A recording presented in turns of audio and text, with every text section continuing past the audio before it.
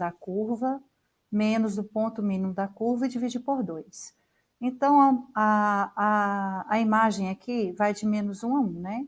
Então, o máximo dela é 1, então vai ser 1 menos 1 dividido por 2. A resposta do numerador vai dar 2. 2 dividido por 2 vai dar 1. Então, significa que a amplitude da função seno de x é 1. Agora, eu vou mostrar para vocês os outros tipos de gráfico que podem acontecer tendo a função seno, ok? Então, vamos lá. Está o plano cartesiano, a função seno de x, que vai servir de base para as outras funções. Então, vamos ver, olha. Nós vamos ver a primeira função aí de amarelo, olha. Qual é a função de seno que representa a de amarelo? Observe que ela não houve nenhuma modificação, na verdade. Quando eu digo modificação, é que o domínio, a imagem, a amplitude e o período é o mesmo. Manteve, seno de x. Vai acontecer algo em que ela vai estar se movimentando em relação ao eixo y, que é o eixo das ordenadas. Vamos ver? Então, olha só. Esse movimento que ela fez tem um nome, é chamado de translação. Ou seja, transladou 2 unidades abaixo do eixo, aqui, ó. 2 unidades para baixo em relação ao eixo y. Então, ela transladou 2 unidades. Quando isso acontecer, gente, ela manteve algumas características da função seno. A diferença é só a imagem, que a imagem vai ser de menos 3 a menos 1.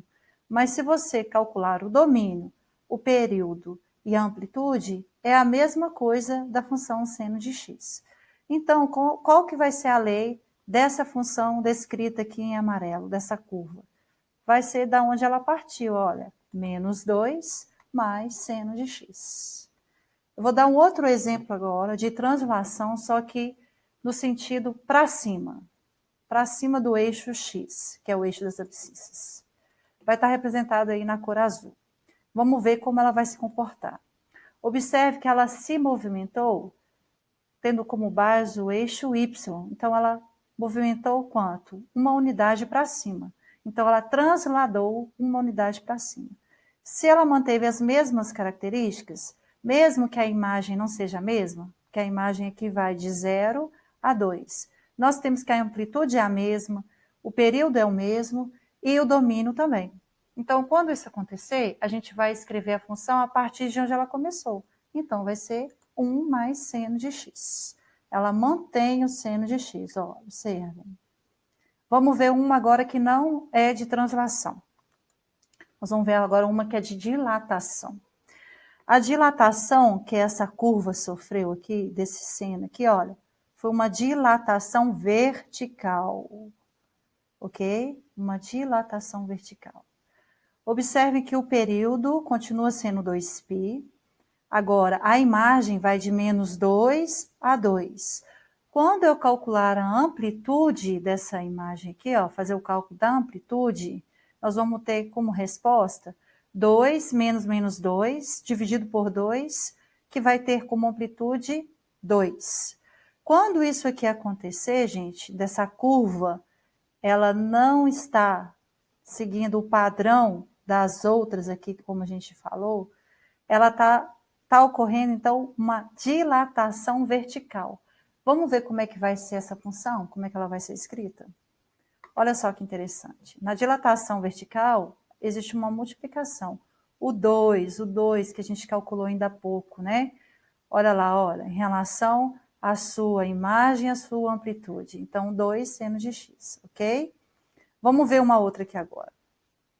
Que também vai sofrer uma dilatação, só que essa dilatação aqui, ela vai ser na forma horizontal, ok? Uma dilatação horizontal. Só que agora o período aqui, ó, modificou o período. A gente tem aqui agora o 4π. Ó, vai de menos 1 a 1, que é a imagem, o domínio continua sendo real, só que ela, como ela dilatou horizontalmente, então o período não vai ser mais 2π. Aqui no caso, 4π. Vamos ver como é que vai ser então essa função? Olha que interessante. Enquanto ela dilata verticalmente, a gente está multiplicando. Quando ela dilata horizontalmente, a gente vai estar dividindo. A gente pode associar assim? Pode. É uma forma de entender, na verdade. Vamos ver uma outra agora. A mesma, olha, se ela é a mesma, então a gente pode ter uma translação, ok? Lembre que de amarelo e de azul, a translação se deu a partir do eixo Y.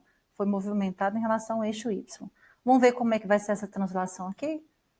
Olha que interessante. Foi em relação ao eixo das abscissas, o eixo X.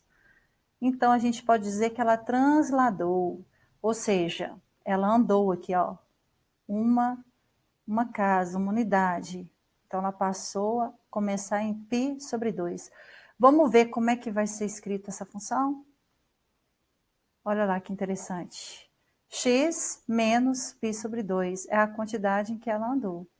É assim, gente. Passo para vocês alguns exemplos, então, de função de seno. Terão outras partes, tá? Já passei para vocês a parte 1, essa é a parte 2, e daqui em diante a gente vai dar sequência ao conteúdo. Espero que tenha ajudado vocês de alguma forma. Um grande abraço, até a próxima, se Deus quiser.